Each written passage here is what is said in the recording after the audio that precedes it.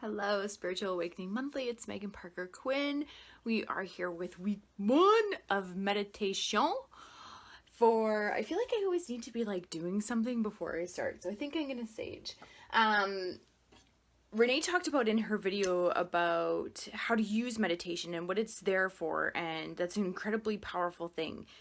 And how lots of us, that kind of makes sense, right? It's like we're making this space for our heart to be heard, but what sometimes our logical brain, our scientific side needs is a little bit more of an explanation as like why you're doing this and why it works and why it's so powerful. That's better. Okay. So the science behind meditation, what you're trying to do is move from your sympathetic nervous system, which is your fight or flight, back into your parasympathetic nervous system, which is like your automatic response. So there are like 3 big parts of your brain. Your amygdala is where your sympathetic nervous system, your anxiety, your fight or flight houses in. It's kind of like in the back of your brain. This is what is often referred to as like the reptilian brain. It's like this automatic response that is so old and so ingrained in us that we perceive any startling sound or thing as like an automatic threat, that like we think it's like this tiger gonna like leap behind the bushes and like pounce on us. So when we hear this ding, when we get a notification, when we get spooked or scared, you'll notice certain things happen to your body. Like you think, like, you know, like when you almost like slip on the ice or like slip on the stairs, and that feeling that comes up, like your whole body gets super tight because your muscles are engaged and ready to go. And your heart rate increases dramatically. Your breath gets super shallow and ready to like feed your like immediate large muscle groups. You'll notice that your digestion turns off, your mouth gets really dry, so your digestion completely turns off, and like everything gets like louder and brighter, and you kind of get like that, like, oh my God, like your senses just get incredibly heightened. So that's what is happening like physically. And then like internally what's happening is that you are getting this huge rush of glucose and cortisol into your bloodstream to get you ready to like either punch the tiger in the face or get the fuck out. So when this happens to us, like you can, like, you know what that feels like. It's like a lot, and it happens, it's like a degree scale. So it's like there's like someone's pulled a gun on you, you've like slipped on the ice kind of in the middle, and then like the notification from email or Facebook is kind of like on the lesser end of the scale. And your body automatically goes into this. And then what your body does automatically is it moves from your amygdala and the back of your brain back into your parasympathetic system, which is your prefrontal cortex. And this is where your digestion turns on. You start breathing deeper. You kind of relax a bit. Your shoulders go down. And you just kind of like, okay, no, like, I'm okay. Just breathe. Everything's okay. And our body does this automatically. But when you're getting notifications all the fucking time, and we live in a high stress environment, it is extremely difficult for your body to go from the back to the front. And one of the ways that we can do that is with breath. It's why like when you're having a panic attack, like you see like you get the picture of like holding a paper bag and like breathing into it, or like paramedics like to tell people to like try to push your feet into the floor. What we're trying to do is get you back into your body and out of that fight or flight and back into your prefrontal cortex. When you're in your sympathetic nervous system and fight or flight in that amygdala, you can't make rational decisions. It is only decisions based on fear and to keep you safe and alive. Let's say that again. When you are in your sympathetic system, you cannot make a rational decision. You know when you like make a decision out of panic because you just got to do something about it and then you like totally regret it later? It's because we're still in there like all the time. They think that's why like diabetes is this huge thing, because we're getting these like massive surges of glucose and like it's like why adrenal fatigue is huge. we're getting all this stuff all the time, and we're not allowing the time or the space, and culture and society does not allow the time and space for your body to switch back into that. You know, so like you feel like super good after a massage and you're like rested and relaxed, and then like as soon as you get in the car, something happens, you're like, whoop, right back to where it was before. So what we're trying to do with meditation is get you back into that like post-massage feeling all the time, where you like, you know, I guess I like the metaphor of the massage, because it's like you're in there, you're in your body, you're relaxed, you're like kind of thinking about everything, but then your worries kind of go away, and then you get a really great idea, or you find a solution to the problem, or like everything just becomes clear because you're back into your prefrontal cortex, you're back in your parasympathetic system. You're breathing again. Your tummy starts to gurgle because your digestion is turning on. Your mouth starts to salivate. Things just become slower. You breathe deeper. You feel more. And you can make rational, educated decisions.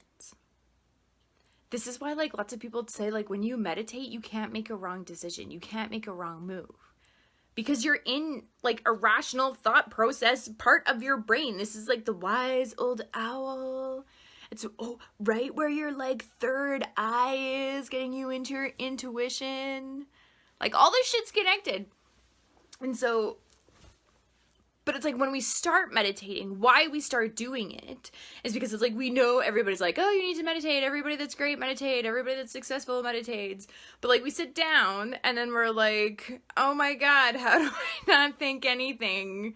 Because you're just like, I always picture it as like a dam. Like this is your brain, and this is like the wall that you put up to save yourself. And is a defense mechanism, and then behind that dam are all the things and thoughts and emotions and feelings that you haven't been addressing for like 30 plus years, plus all the day-to-day shit.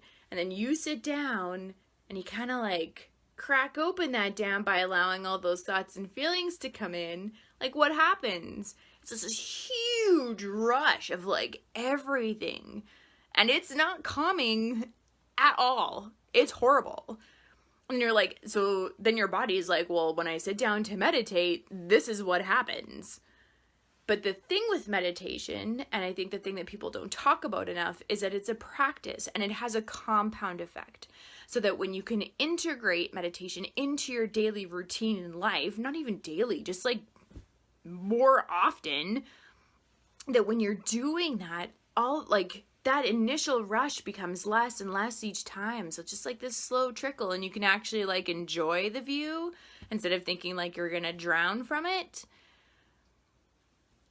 And when you start to like bring yourself back from that sympathetic nervous system into the parasympathetic system by just sitting down, by just laying down, by just being in your body and being in your breath, then things become clear, and it gets easier and easier each time.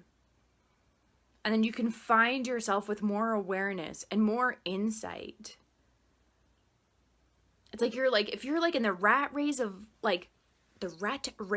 life, and you're like in this corn maze, and you just feel like you're in the same fucking corn maze of like Groundhog Day all the damn time. You keep making the same mistakes and reacting the same way and like in the same situation all the time. Meditation has this compound effect that it like, with that awareness and space to see things differently, you elevate yourself so that you can like look down and be like, oh shit, look at me, I'm going right into that trap again, or like I'm going right into that situation again. You're creating this space for this awareness and rational thought and insight and your intuition, and creating this space for your heart to be heard. And that like makes sense. That's what makes sense. That's why you need to do it. That is why you need to practice it, to create that level of awareness.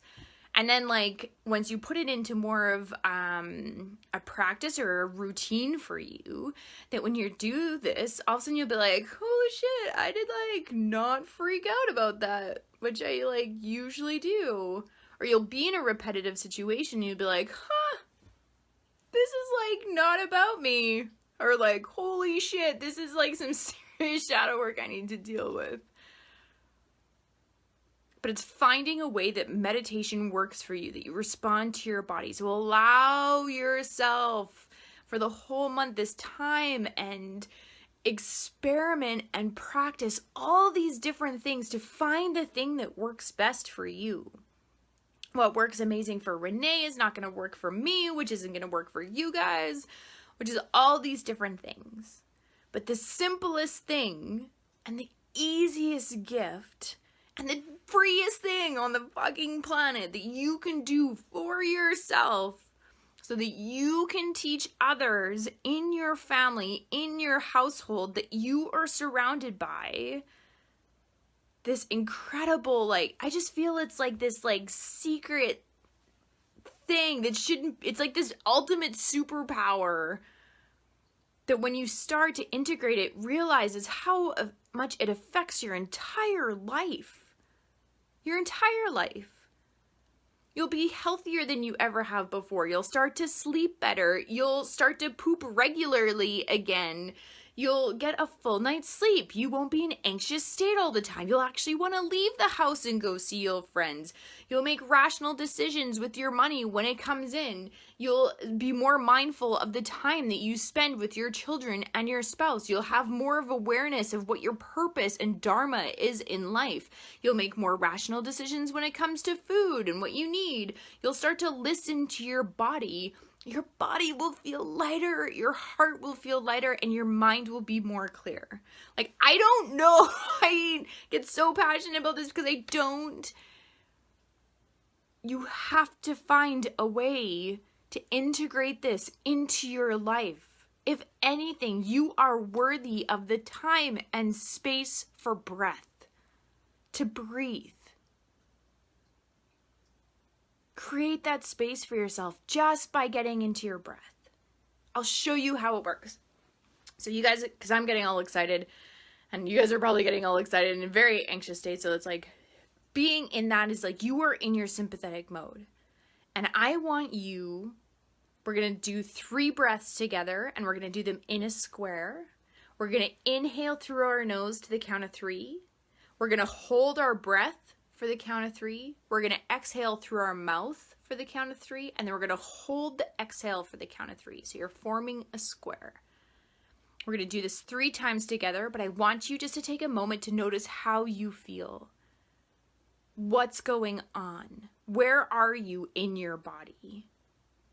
My heart rate is pounding. My hands are super dry. I like need to swallow. I'm getting very excited.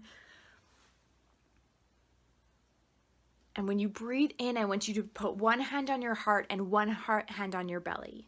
And I want you to try to send your breath down deep into where your belly button is. And this takes practice, so please give yourself the time to try this a few different times. So we're going to do all our breath out. And I want you to breathe in. 2, 3, hold. 2, 3, exhale through your mouth. 2, 3, hold. 2, 3, inhale through the nose. 2, 3, hold. 2, 3, exhale through the mouth. 2, 3, hold. 2, 3, inhale through the nose. 2, 3, hold. 2, 3, exhale through the mouth. 2, 3, hold. 2, 3. And then just let your breath return to a regular pattern in and out through your nose. And notice where you feel different. What happened in your body? How do you feel now? What thought popped up into your head? This is all you need to do for yourself every day. By breathing into a square 3 times, you can start to give yourself this incredible power of feeling like you have more control, of having clarity, of feeling more relaxed, engaged in life, purposeful. You'll reach that state of like mindfulness that everybody talks about when you're just like in the moment and you see how beautiful the sun is shining. Or how your lover has these like little quirks that they do. And how your kids look when they're concentrating. And how like good a hug feels. Just by breathing. Every time you sit down to pee, every time you have a drink of water, every time you get into the car, practice these breaths, these breaths. And allow yourself that time and space because you are so incredibly worthy of that. It is a gift you can give yourself. And soul and divine in me honors soul and divine in you. Namaste. Peace.